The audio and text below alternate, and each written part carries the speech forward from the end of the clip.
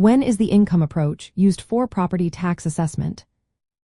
Imagine trying to figure out what a building is worth just by how much money it can make. That's the core idea behind the income approach in property valuation.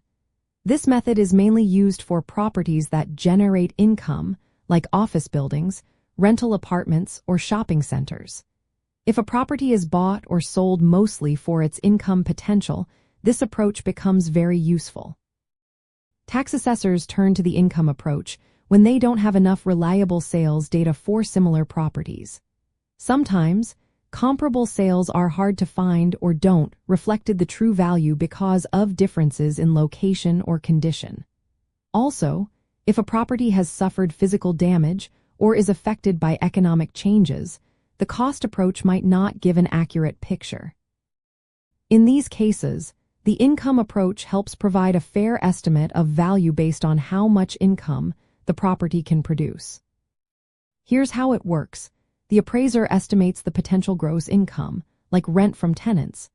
Then they subtract vacancy losses and operating expenses such as maintenance, insurance, and property management costs. What's left is called net operating income. To find the property's value, the appraiser divides this net operating income by a capitalization rate, which reflects the expected return on investment. This rate is based on market data and investor expectations. For example, if a shopping mall makes a net income of $1 million a year and the cap rate is 5%, the property's value would be $20 million. This calculation shows what an investor might pay today for the future income stream. Assessors usually use the income approach for properties that are bought mainly for income, not for personal use.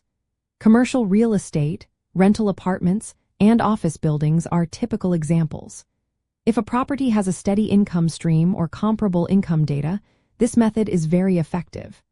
It's also used when the property's physical condition or market sales data make other methods less reliable. In property tax assessments, the income approach aligns with the idea that a property's value is based on what it can earn in the future. It helps ensure that the tax valuation reflects the true economic benefit of the property, especially for income-producing real estate.